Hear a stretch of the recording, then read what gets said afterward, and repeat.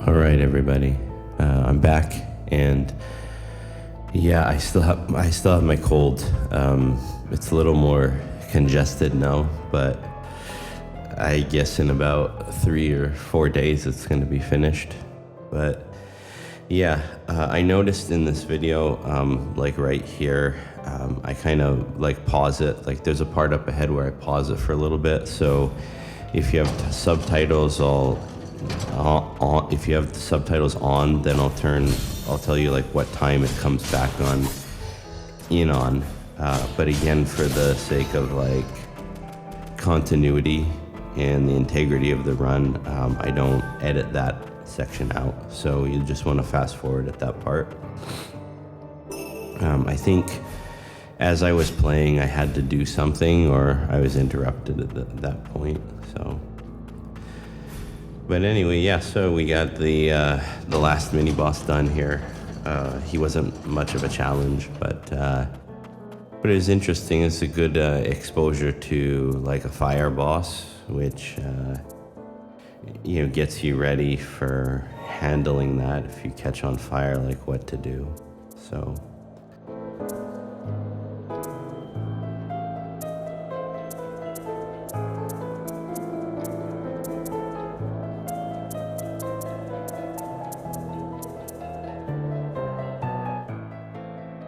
Here at the bench, I kind of just mess around here for a little bit. So I'll write a timestamp down for that below or in the subtitles.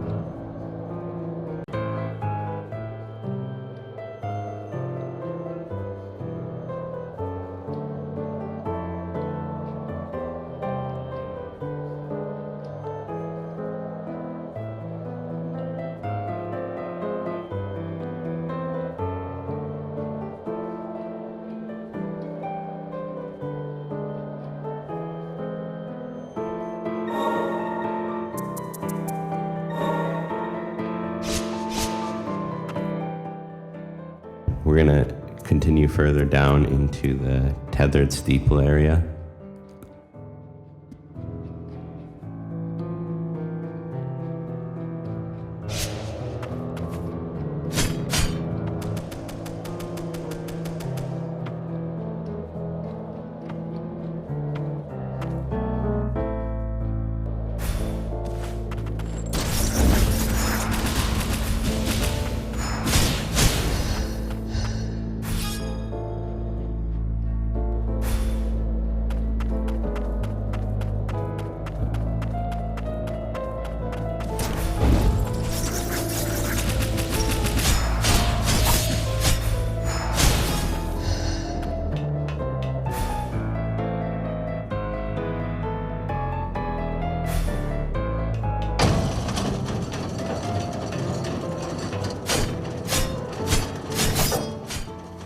As you could see there, I didn't go into the main area first. I just want to check to see kind of what's there first, and then I'll make my decision, which is to go into the smaller paths here.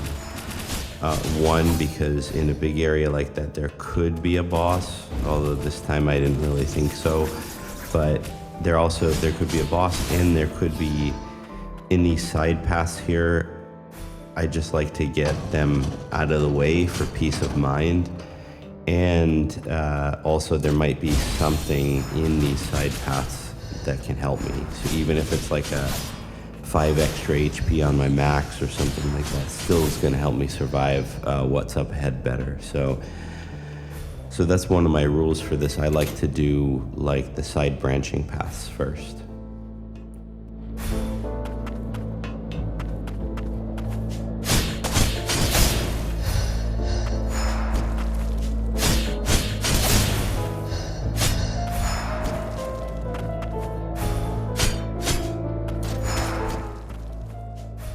See, that jump right there was to like bait his shot so that I could go in and take care of him afterwards.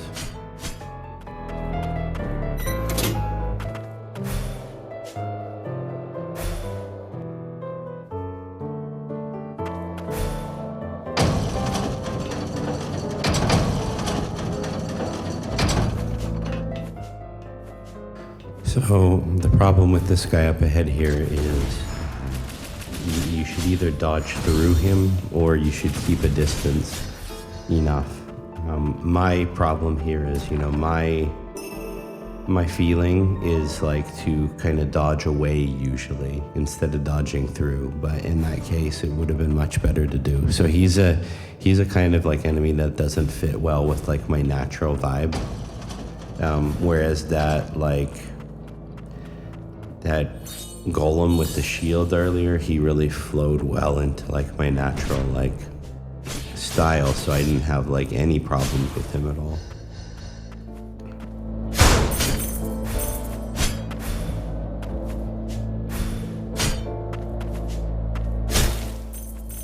The relic that I just got, the eye in the blue, like in the blue container, that's a really good one for cooldowns, and as you upgrade it, it just gets even better and better, and it really is like one of the best things in the game, actually.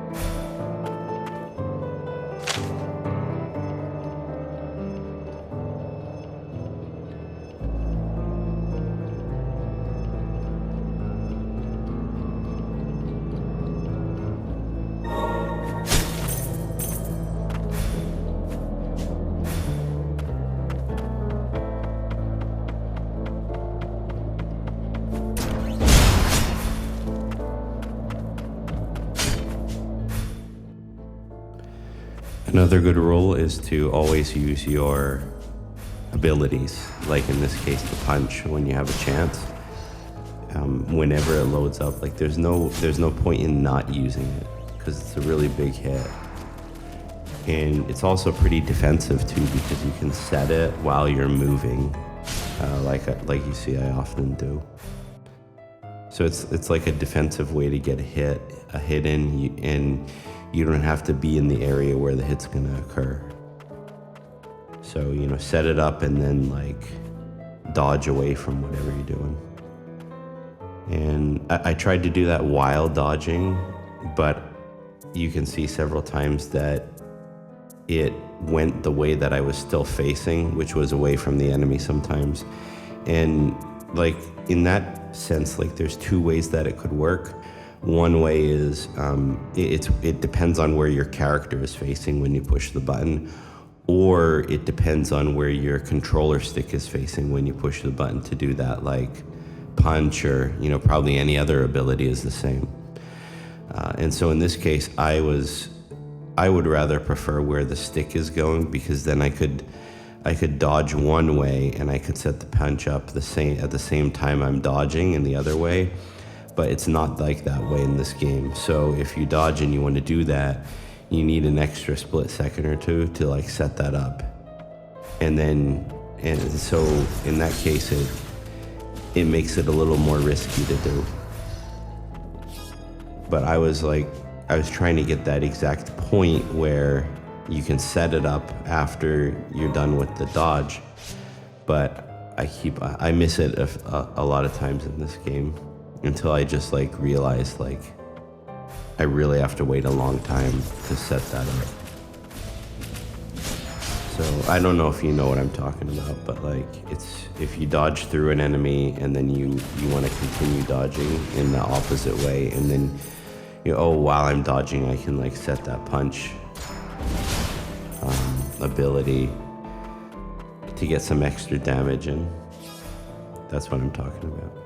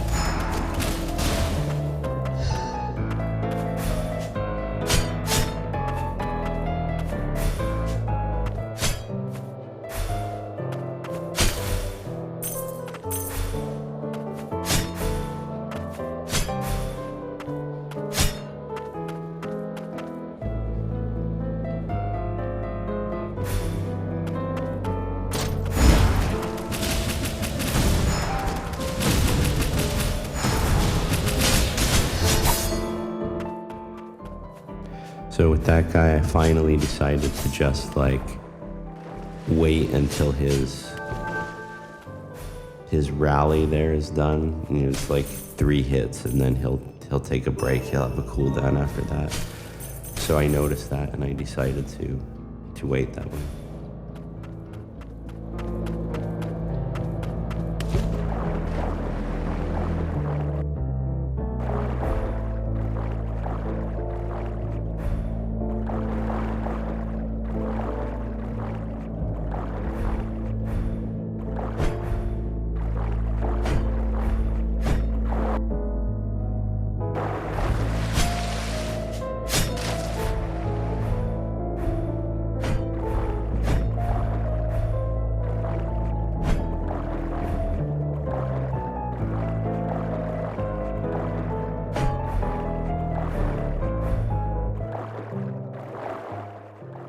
There, like, I just couldn't believe there wasn't anything in that little pocket there. Like, why would they design it that way without having anything on the inside? So I looked around like extra carefully, but there was nothing to see there. So maybe they planned for something to be there, and then they decided like at the last moment not to do it, or maybe they even forgot about it. I'm not sure, but it seemed a little bit strange to have it like that there.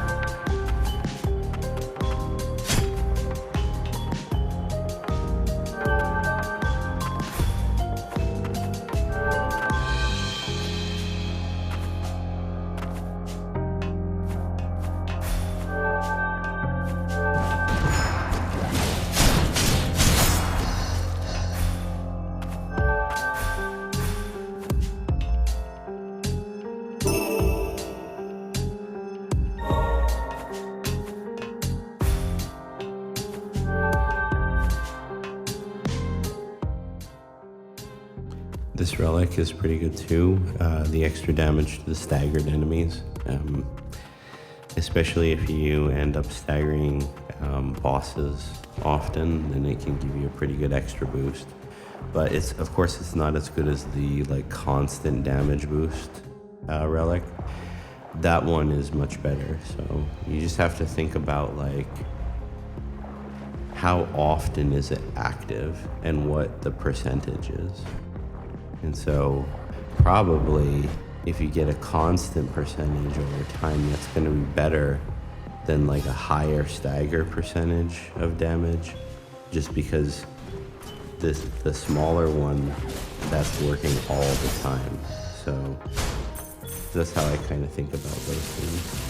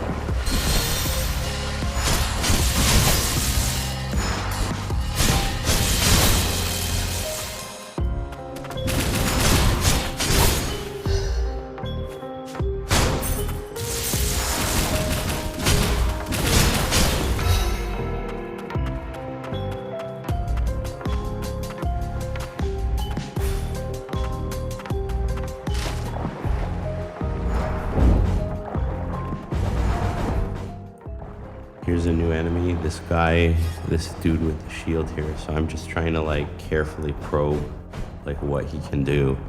And so, okay, so he's gonna like stab in a direction. So in that case, then like moving around him in like a clockwise motion is gonna keep you safe from that. So right away I decided, yeah, you should move around him in like a clockwise motion and then hit his backside after he attacks.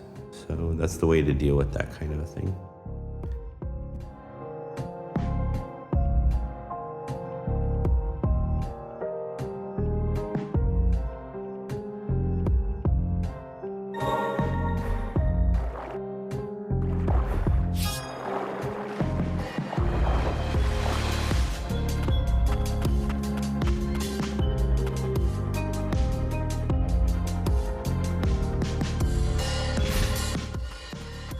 On the last Let's Play, I talked about Hiroshima a little bit, and one of the other cool things to do if you ever go there is there's an island called Miyajima, and so Miyajima is like, it's off of the southern coast of Hiroshima. I mean, well, there's no northern coast, so it's just off of the coast, but it's you have to take a boat to get to it.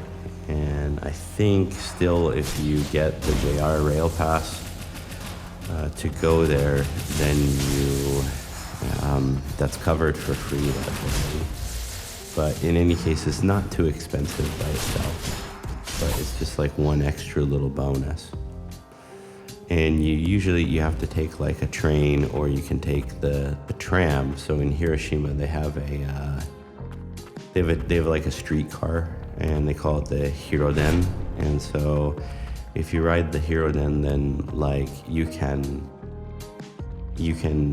take it. It's cheaper, but it's like slower. It takes a longer time to get there. Or you can take like the normal JR train. But you go to this station, this Miyajima Guchi station, and you take the boat over, and it's this island, and it has this big like shrine gate in the ocean, I guess.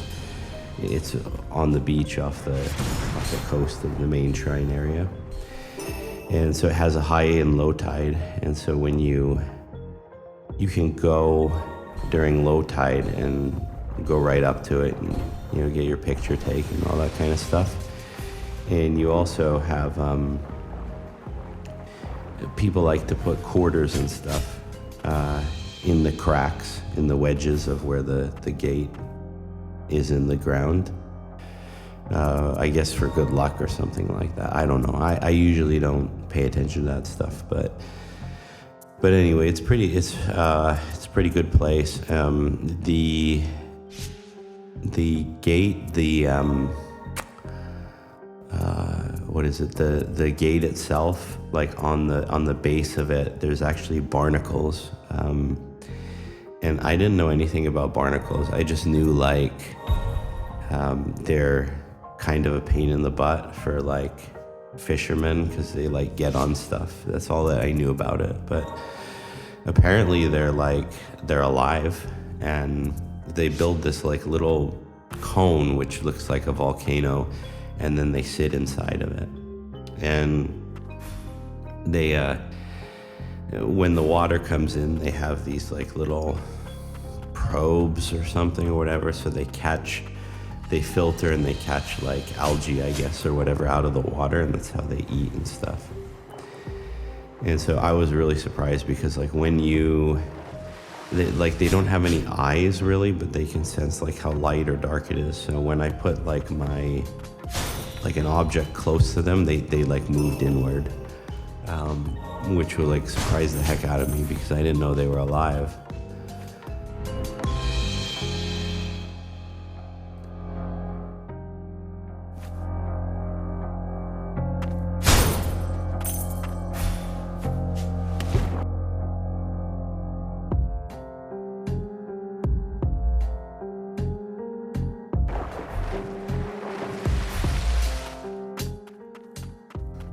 But this Miyajima is a pretty good place. It's all kind of older style Japanese, because one of the older warlord dudes, it was the Heike and the Genji, two clans. They were fighting each other. Genji ends up winning, but one of the Heike guys, Taira no Kiyomori is his name, he wanted to move like the capital to Hiroshima there into Miyajima. So his dream was to do that. So if they won, like maybe that's where the capital would be today. But the Genji won and they moved it to Tokyo from Kyoto. And that's what changed the capital of the country. It was pretty interesting. There's in the Japanese TV station called NHK, they do like it's called the Taiga drama every year, and it's like a historical drama. It's a good way to learn about like Japanese history if you're like interested at all, but they're like kind of long. They're like 70 episodes or something like that. But it's a really easy way, like they introduce characters properly, and it's pretty interesting sometimes. So the one that has a lot to do with Miyajima, well, it has enough to do with Miyajima, is called Yoshitsune, which Yoshitsune is like, that's like from the early 2000s, I think, so it's a bit old, but you can probably find it somewhere out there if you're interested about that kind of thing. But Miyajima, they have, there's a lot of deer there, so that's the big thing. A lot of people, they like to see the deer and, you know, play with the deer and things like that. But those deer are really aggressive. They're very, very aggressive. They'll go right into your bag, and they'll try to take stuff out of it while you're there. They don't care if you're like, if you push them, like they'll just keep on coming sometimes. So I saw a guy, he was one of the males with, you know, big antlers was like going after his stuff, and like he kept on fighting with it. Like he couldn't get it to stop and go away from him. And like that was like interesting how persistent they can be. But if you hit them like too hard, then like some like Japanese people will be angry, like because they like you're not supposed to like hit the deer and stuff. So, but honestly, in my opinion, like I'm from the countryside originally, and like a lot of people in my hometown like hunt deer and stuff. And I've seen a lot of videos about deer and stuff. So like I've seen deer like fighting dogs, and you know, deer wins and stuff. Like they're pretty hardy animals actually. Especially the white-tailed deer, like where I'm from. So in Japan, the deer, they're actually like much smaller. I'd say they're like maybe even like half size compared to like a white-tail, I think.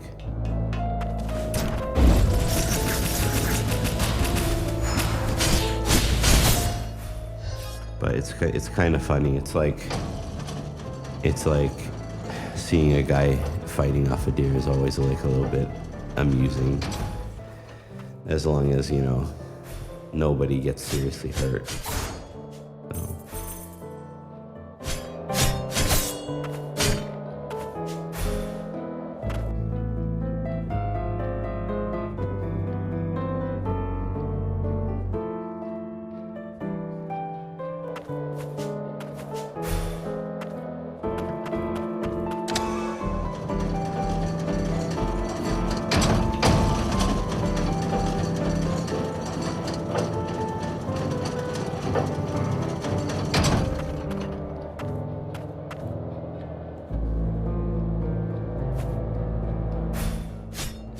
So right here, there's some extra empty space here. So I decided to check it out and see how much of it on the map I can uncover. And so I found this item here, and I think you're not supposed to get it yet. I think you're supposed to, you get another function where you can shoot straight up like a rocket. And I think that's when you're supposed to come back and get it. I'm not sure. But of course I can't resist. So I went and I tried to get it this way, and I'm pretty sure like I might be able to. Like if I can get a jump close to it, I might be able to.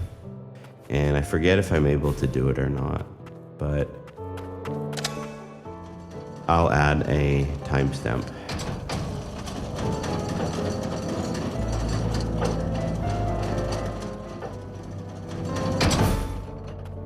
In case, you know, in case you want to skip ahead.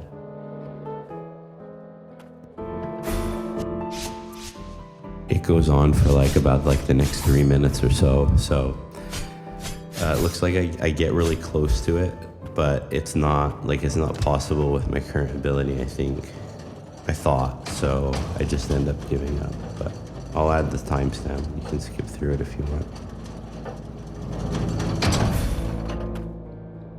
I just had to try, you know, to get it.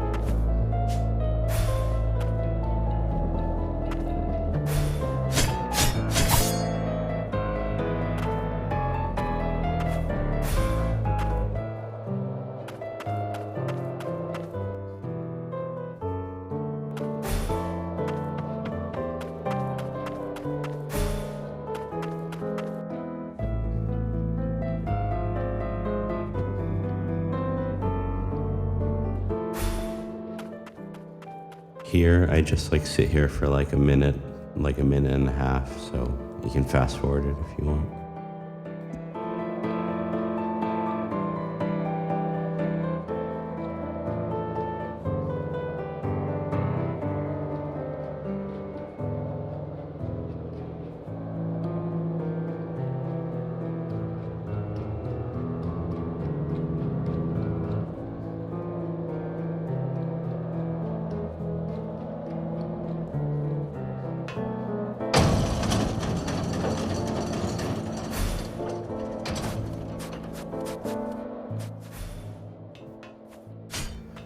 So if anyone, if any of you guys ever come to Japan, one of the things that I really recommend is that Hiroshima, and especially Miyajima. I know like some people are like interested in learning Japanese. In my opinion, it's not too difficult. I mean, it is difficult, but it's not as difficult as you think. And I still have a lot to learn myself, but I can communicate pretty much fluently everything I want to do. And the key to that really is to like learn how to explain around things. So if you want to say, like for example, you want to talk about a pillar. So in English, if you want to explain like, my bag is by that pillar, then you would say like, my bag is like by that, like, what do you call that? Like that like round thing that like supports the roof. It's like made out of concrete usually, like that kind of thing. Or you want to explain a door hinge and you don't know the word for hinge, you say like, oh, it's that metal thing that like connects the door to like the door frame or to the wall. And so like that kind of skill is like one of the things that you should really focus on early, like if you learn a language, because then it makes you like fluent in the meaning of the word. So the language flows. You don't have to stop and look things up in a dictionary and things like that. And then hopefully if people give you what that is, what that word is, then you can learn it, hopefully.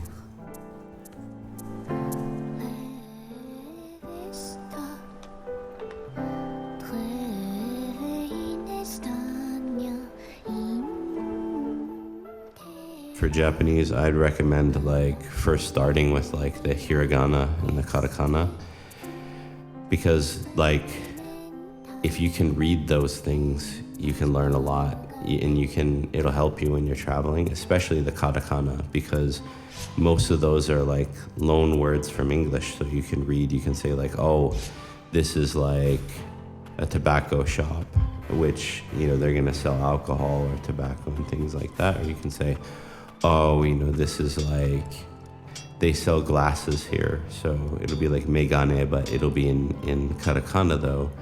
And like, you can read that. And if well, in that case, you have to actually know the Japanese word, but it's still like you can read it then very easily. You don't need like a kanji or anything like that. And there's a lot of other words too, like, it's hard to think of some of them off the top of my head, but there'd be like a table maybe is a word, or sometimes seat maybe, or handle, or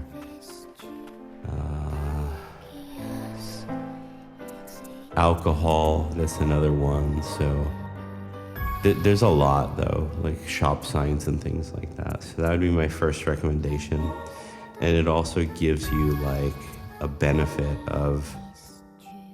to learn the actual pronunciation of each word, because that's really important. And I believe like to build like a foundation where you can pronounce things and you understand how it's supposed to sound, because just in English, if somebody doesn't have the best accent, like it creates a little bit more distance if you're trying to make friends or you're trying to communicate. So like to get better without with the correct pronunciation from the get-go is, I think, the good thing to do. So instead of like saying like Hamamatsucho station, you say like Hamamatsucho. So it's like that kind of thing, because there is no like ah sound in Japanese. So So that's my advice anyway. So when I first learned, I'd write those kana on like pieces of paper and stick them around and like quiz myself about it every once in a while, and it's fine. Some of them look really similar, so it's a little bit tricky in the beginning, but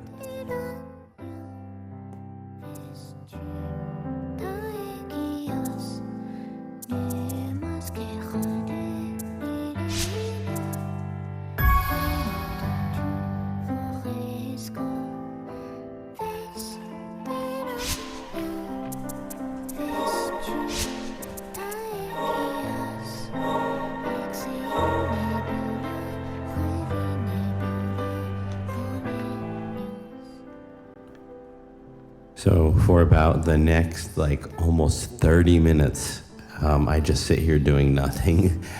I had to go do something, I think, or I forget exactly what it was, but I got interrupted. So again, I'm not deleting it, just to try to make as little or no gaps in the footage as possible. So I'll put the timestamp below or in the subtitles, or you can just fast forward through it to that time. But it's like legit 30 minutes, just so you know.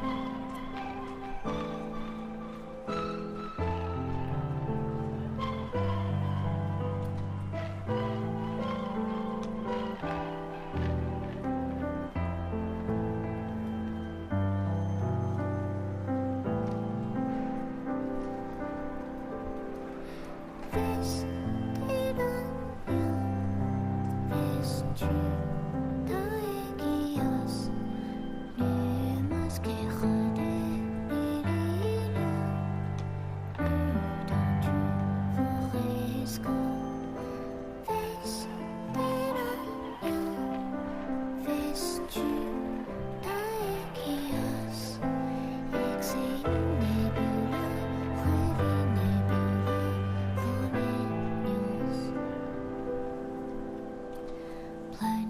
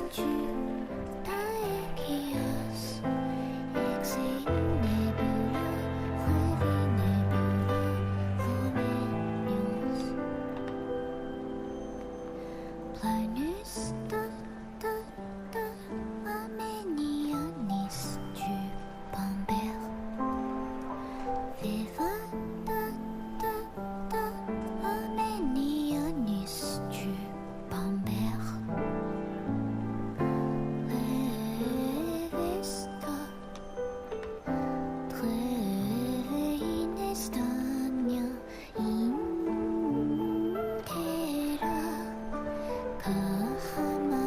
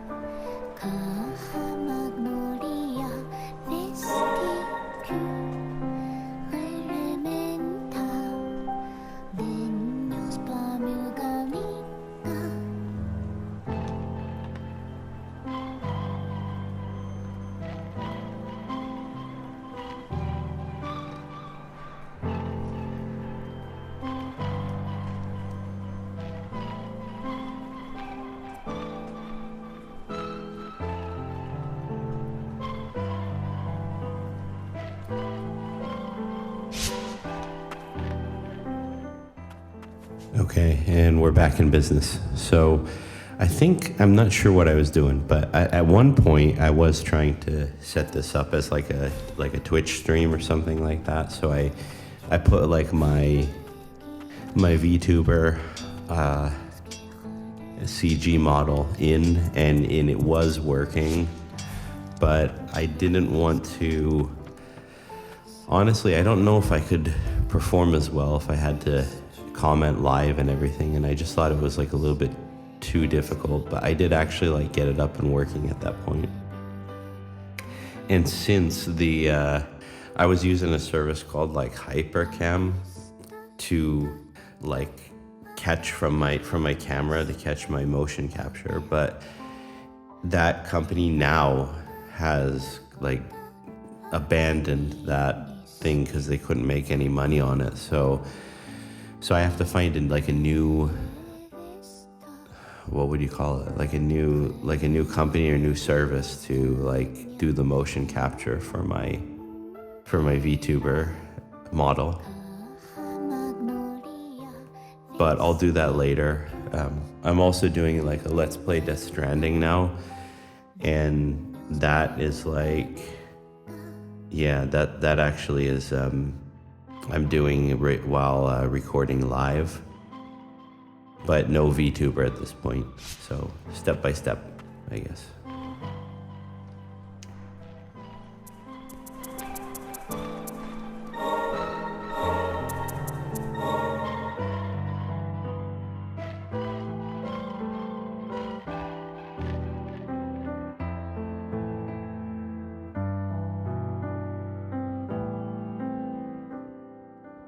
Which actually, you know, speaking of the Death Stranding playthrough, I noticed that like some of the more popular YouTubers, he actually like did his run, and he's like on video number 2, and it's already like he's like so much farther. So I think like he's just like cherry picking like the good points.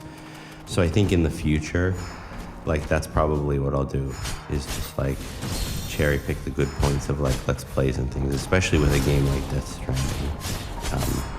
Oh, and if you notice right there with this boss, that was the thing I was talking about before, like with the punch, like trying to do it as I'm dodging in the other direction.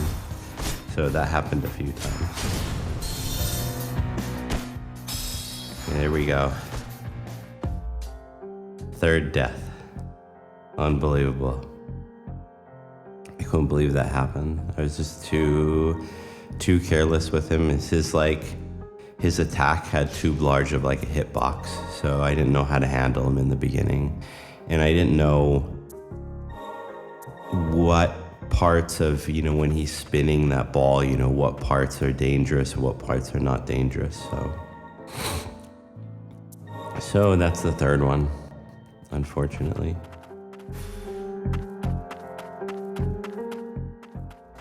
Could have been more careful, I guess.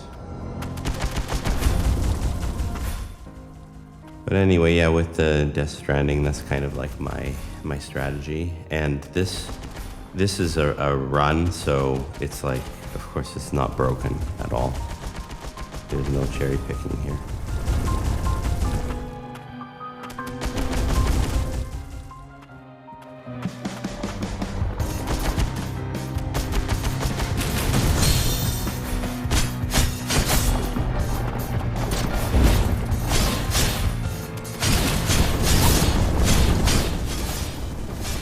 Still figuring out how to dodge him there. And thankfully I got a good stun there at the right timing. But yeah, you see that hitbox is just so huge.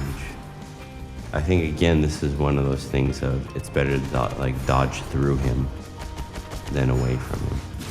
And yeah, see there, I got it. So it's just that if it's still spinning like that, you wouldn't think that it would be safe to run through it like that, but it was.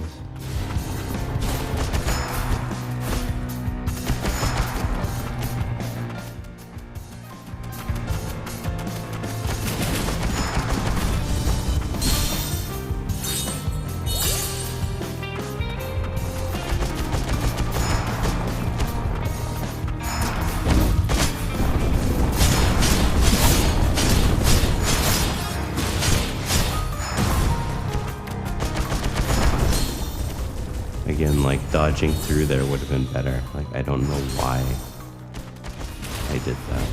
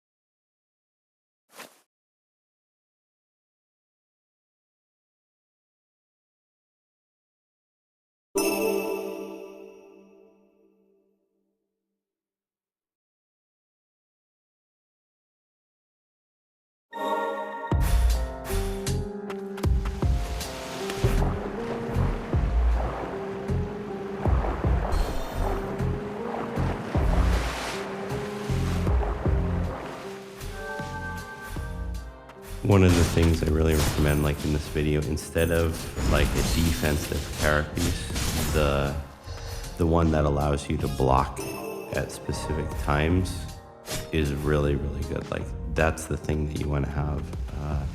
This one I think is just a normal block function, but the other ones, the one that fills up the SP gauge is like one of the best ones. And in this game you can see like I gradually get a little bit better at blocking than before. Because in Ender Lilies I didn't do that too much actually with the blocking, but in this one I started to use it a lot more, and by the end of the game I'm pretty good with it.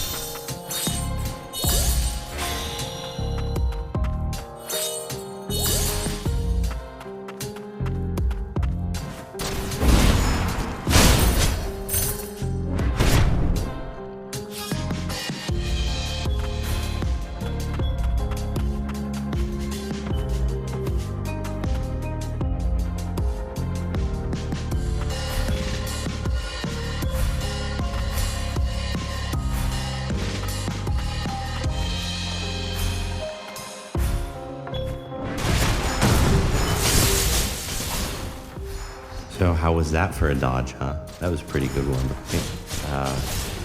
It's a lot of it was instinct, a lot of it was luck too. I got a little bit lucky, and we just get the carapace block right there. So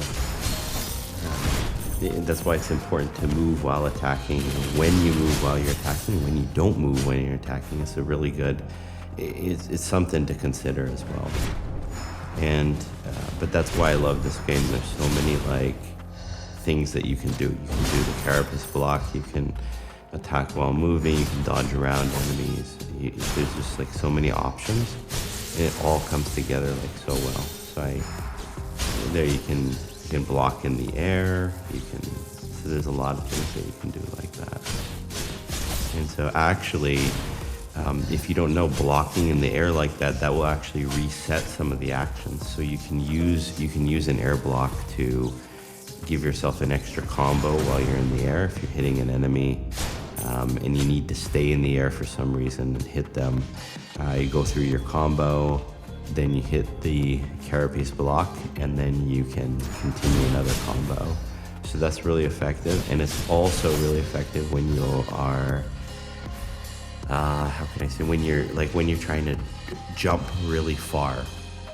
So it gives you like an extra set of actions that, like, because of that, you can reach places that you can't. And I'm not sure if I realized it yet or not at this point in the game, but at some point I do, and it changes. I get to a few places that I probably shouldn't be able to get to.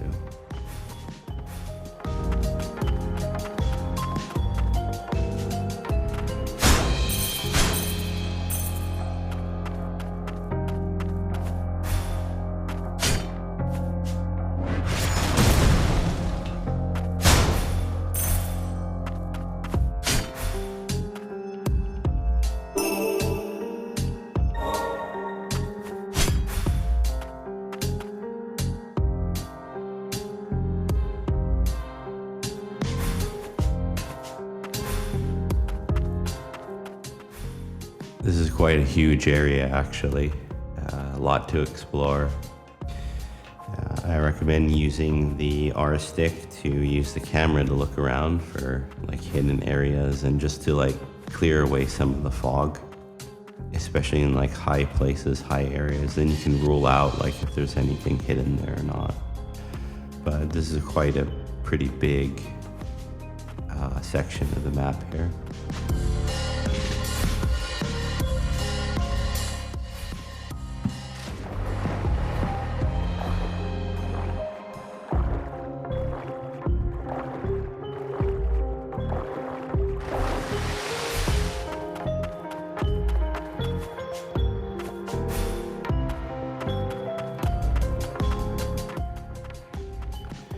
What did you guys think of this game? Like, leave some comments and stuff if you want.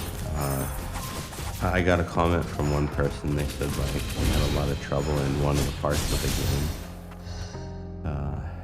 I mean, I think so. Like, I think like I said, when I watched that, Miss Goody Two Shoes on the Twitch, she was all like, yeah, she was doing stuff like, oh my gosh, like what's going on? But yeah, it's just I guess it's a challenging game, but I think the first one was a lot more challenging.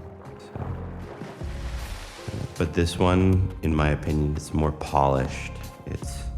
It's more beautiful. There's a lot of like quality of life improvements and how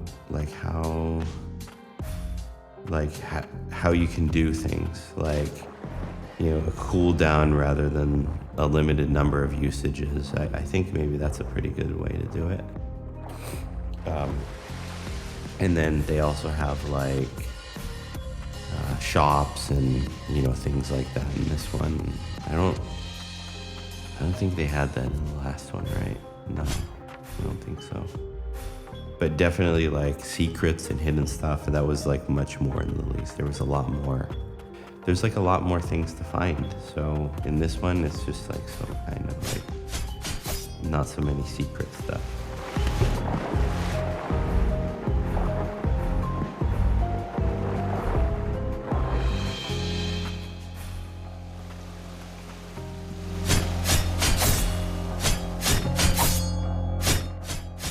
But the aesthetic and everything is just like amazing in my opinion, like the steampunk.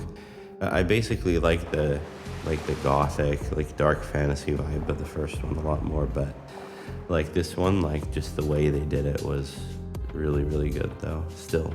So this one, like these artists, they make all this stuff, like I don't know how they do it. Like it's just, they're so good at it. I don't think like I could do it, but. So that's another example of, go where you dare to there. So I just try to jump off that cliff into, the place I can't see as far as I can. And there's something there, but I just can't get it yet.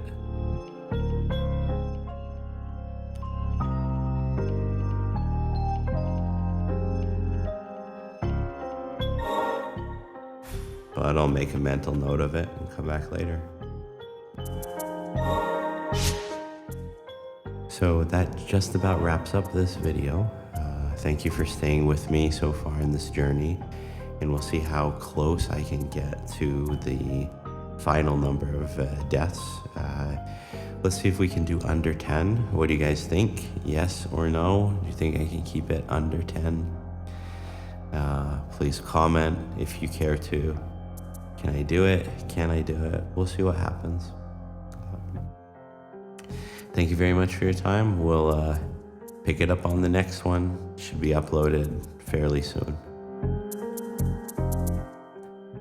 Please, of course, like and subscribe if you can. I'm just a baby channel here, so if you can support, it's a huge deal for me. So thank you very much.